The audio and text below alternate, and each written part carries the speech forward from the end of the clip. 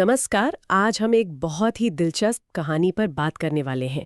एक ऐसी कहानी जो हम सबने सुनी है, पर शायद उसके कुछ पहलू उतने सोचे नहीं गए। हाँ बिल्कुल। हम बात कर रहे हैं हनुमान जी की भूली हुई शक्ति की।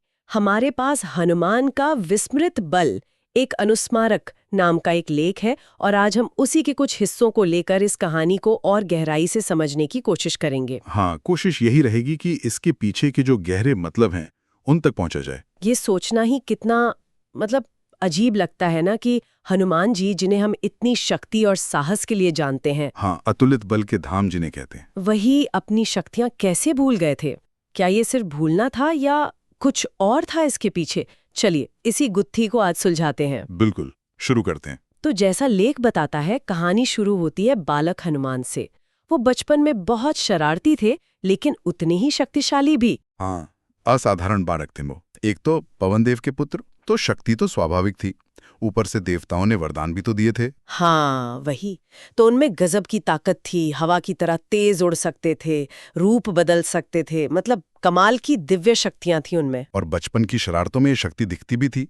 वो एक किस्सा है ना, बड़ा मशहूर। हाँ, सूर्य वाला, कि सुबह सुबह सूरज को देखा, लाल लाल सा, और समझ लिया कि कोई मीठा फल है। हाँ, और बस उसी फल को खाने के लिए आकाश में उड़ चले, हजारों योजन दूर। बाल सुलभता थी और शक्ति का भरोसा भी, पहुंच भी गए। हाँ, और वहीं फिर इंद्र से सामना हुआ।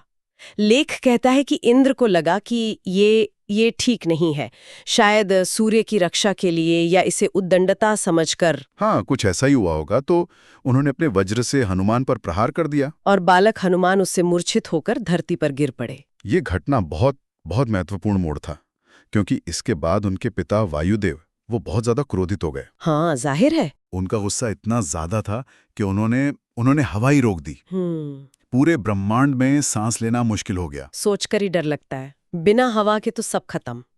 देवता, मनुष्य, सब परेशान। हाहाकार मच गया सब लोगों में। तब ब्रह्मा जी और बाकी सब बड़े देवता वायुदेव के पास पहुंचे, उन्हें शांत करने के लिए। और हनुमान जी को फिर से ठीक किया गया। हाँ, उन्हें न सिर्फ जीवन दान मिला, बल्कि वायुदेव को मनाने के लिए और हनुमान की सुरक्षा के लिए देवताओं ने उन्हें और भी वरदान दिए। अच्छा, और ज्यादा शक्ति? हाँ, ब्रह्मा जी ने कहा कि वो बहुत लंबी उम्र जिएंगे, कोई अस्त्र उन्हें मार नहीं सकेगा। इंद्र ने कहा कि वज्र भी उन पर बेअसर रहेगा। सूर्यदेव ने अपना तेज दिया, ज्ञान दिया, तो वो पहले से भी कई ज्यादा शक्तिशाली हो गए, बुद्धिमान भी और लगभग अमर। बाप रे, शक्ति का तो जैसे भंडार और बढ़ गया। लेकिन मुझे लगता है यहीं से कहानी में वो मोड़ आता है जिसकी हम बात कर रहे हैं। बिल्कुल, शक्ति बढ़ी तो शायद शरारतें भी थोड़ी बढ़ गई। हाँ, लेख भी कुछ ऐसा इशारा करता है। जैसे जैसे हनुमान जी थोड़े बड़े हुए, उनकी वो जो असीम ऊर्जा थी, वो कभी-कभी ऋषियों मुनियों के लिए थोड़ी परेशानी का कारण बनने लगी। वो अनजाने में ही होता था। वो खेलते कूदते थे अपनी शक्ति से, कभी ध्यान करते ऋषियों के पास शोर कर दिया, कभी यज्ञ का सामान इधर-उधर कर दिया, कभी पेड़ उखाड़ दिए। हाँ बिल्कुल, उनका इरादा बुरा नहीं था, बस वो अपनी शक्ति को समझ नहीं पा रहे थे कि कैसे संभालें। दूसरों को उससे दिक्कत हो रही थी। और ऋषि लोग, वो तो स्नेह करते थे उनसे। हाँ, बहुत स्नेह करते थे। वो जानते थे कि ये बालक दिव्य है, पर वो ये भी देख रहे थे कि ये शक्ति अगर बिना लगाम के रही तो गड़बड़ हो सकती है। इसे सही दिशा देना जरूरी है, किसी बड़े काम के लिए इसे बचाकर रखना जरूरी है। और तभी वो श्राप वाली बात हुई। हालांकि उसे श्राप कहना ठीक है या वो एक तरह का वरदान ही था। हाँ, ये बहुत बहुत समझदारी वाला कदम था ऋषियों का। उन्होंने मिलकर ये फैसला किया। उन्होंने हनुमान जी से कहा कि देखो, तुम्हारी ये जो शक्तियां हैं ना, ये जो तुम्हारी काबिलियत है, तुम इसे याद नहीं रख पाओगे। ये तुम्हारे अंदर ही रहेगी, सोई हुई सी, पर तुम्हें पता नहीं होगा कि तुम क्या क्या कर सकते हो। अच्छा, शक्ति गई नहीं, बस याददाश्त चली गई उसकी। हाँ, कुछ ऐसा ही। और उन्होंने कहा कि जब कोई सही व्यक्ति सही समय पर तुम्हें याद दिलाएगा, तुम्हारी असली ताकत के बारे में बताएगा, तभी वो शक्ति जागेगी। बिल्कुल, तभी तुम उसका इस्तेमाल कर सकोगे, वो भी अच्छे काम के लिए, लोक कल्याण के लिए। तो ये सजा नहीं थी? नहीं, सजा बिल्कुल नहीं थी। ये तो एक तरह से उनकी शक्ति को बचाने का तरीका था, ताकि वो बचपन के खेलों में या गुस्से में उसे बेकार ना कर दें। और जब दुनिया को वाकई उनकी जरूरत पड़े, तब वो पूरी ताकत के साथ सामने आए। हाँ, ये उनकी शक्ति को एक मकसद से, एक समझदारी से जोड़ने की कोशिश थी। ये तो सच में कमाल की बात है। शक्ति पर एक तरह का ताला लगा दिया, जिसकी चाबी किसी और के पास थी और वो भी सही समय पर ही इस्तेमाल हो सकती थी। हाँ, ये शक्ति के जिम्मेदार उपयोग का बड़ा सबक है इसमें। अच्छा, अब आते हैं उस वक्त पर जब इस भूली हुई शक्ति की सबसे ज्यादा जरूरत पड़ी। वो रामायण वाला किस्सा है ना? हाँ, लंका युद्ध के समय जब हालात बहुत ज्यादा बिगड़ गए थे।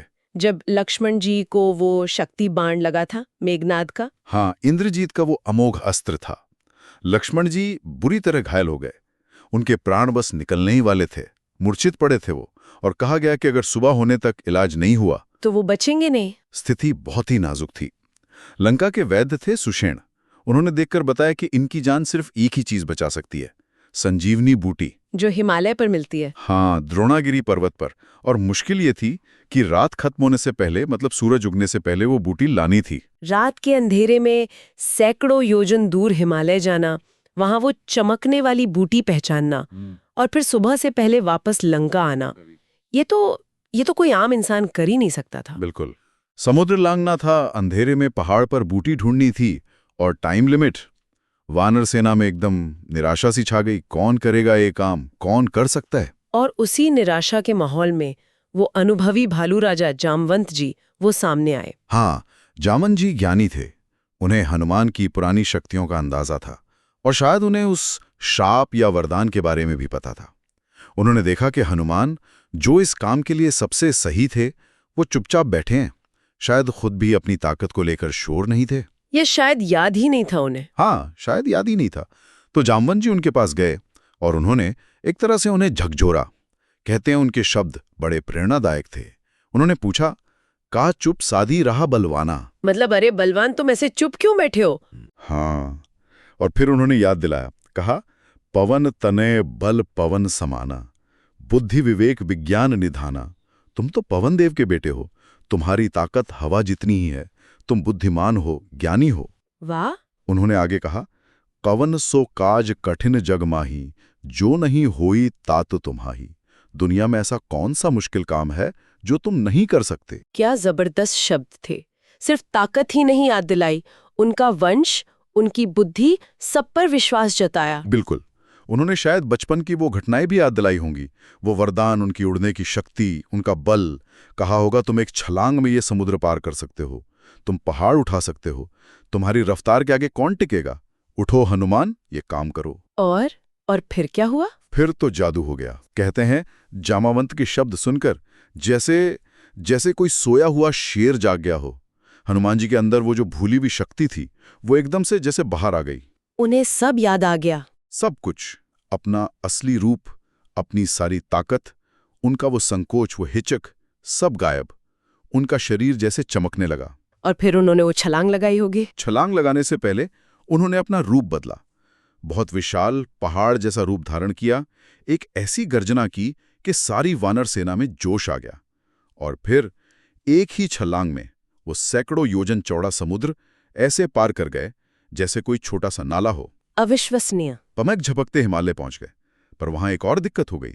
संजीवनी बूटी इतनी चमक रही थी कि पूरा पहाड़ ही रोशन था। हाँ, तो पहचाने कैसे कि कौन सी लेनी है? और टाइम भी कम था। तब उन्होंने वो किया जिसके लिए वो जाने जाते हैं, प्रॉब्लम का अनोखा सॉल्यूशन। बिल्कुल। टाइम खराब नहीं किया, अपनी गजब की ताकत लगाई और पूरा का पूरा पहाड़ का वो हिस्सा ही उखाड़ लिया जिस पर वो बूटी और दूसरी जड़ी बूटियां थीं। पूरा पहाड़ ही उठा लिया? हाँ, और उसी पहाड़ को हाथ में लेकर उसी तेजी से वापस लंका की तरफ उड़ चले। कमाल है। और सूरज उगने से ठीक पहले वो पहाड़ लेकर लंका पहुंच गए। वैद्य सुषेण ने फौरन बूटी पहचानी, इलाज किया और लक्ष्मण जी के प्राण बच गए। वाह, राम जी और सब कितने खुश हुए होंगे। बहुत ज्यादा। सबने हनुमान जी का बहुत आभार माना। ये घटना सिर्फ लक्ष्मण जी की जान बचाने की नहीं है, ये दिखाती है कि सही वक्त पर अगर कोई याद दिला दे, कोई हौसला दे दे, तो इंसान क्या कुछ नहीं कर सकता। जामवंत के शब्द सिर्फ शब्द नहीं थे, वो चाबी थे हनुमान की सूई हुई शक्ति के लिए। ये कहानी जितनी सुनने में रोमांचक है, उतनी ही गहरी भी है। अगर हम इसके छिपे हुए मतलब पर बात करें, तो ये सिर्फ देवताओं और राक्षसों की कहानी नहीं लगती। नहीं, बिल्कुल नहीं। हनुमान जी का अपनी शक्ति भूलना, फिर याद आना, ये हम सबकी जिंदगी से कैसे जुड़ता है? ये बहुत बहुत जरूरी सवाल है। देखो, हनुमान जी यहाँ एक प्रतीक है। किस चीज के? हम सबके अंदर जो छुपी हुई ताकत है ना, जिसे हम इस्तेमाल नहीं करते, उसका प्रतीक है। मतलब लेटेंट पोटेंशियल? हाँ, वही। हम सबके अंदर कुछ ना कुछ कमाल की शक्तियां होती हैं, हुनर होते हैं, काबिलियत होती है, लेकिन जिंदगी की मुश्किलें, कभी हार का डर, कभी लोग क्या कहेंगे ये सोचकर, या बस कभी-कभी हम खुद पर ही शक करने लगते हैं। हाँ, या आलस कर जाते हैं। बिल्कुल। तो इन सब वजहों से हम अपनी उस ताकत को पहचानते नहीं, या पहचानते भी हैं तो उसे इस्तेमाल करने से डरते हैं। तो हम भी एक तरह से भूल जाते हैं अपनी शक्ति को। हाँ, हम अपनी ही काबिलियत को लेकर एक तरह की मानसिक भूलने की बीमारी पाल लेते हैं। हम खुद को हालात का मारा समझने लगते हैं, अपनी सीमाएं खुद ही बना लेते हैं, सोचते हैं कि शायद हम इतने काबिल नहीं हैं। तो इसका मतलब ये हुआ कि हम सबको अपनी जिंदगी में कभी न कभी किसी न किसी रूप में एक जामवंत की जरूरत पड़ती है। हाँ, जरूरत तो पड़ती है। कोई ऐसा जो हमें याद दिलाए कि अरे तुम ये कर सकते हो। बिल्कुल।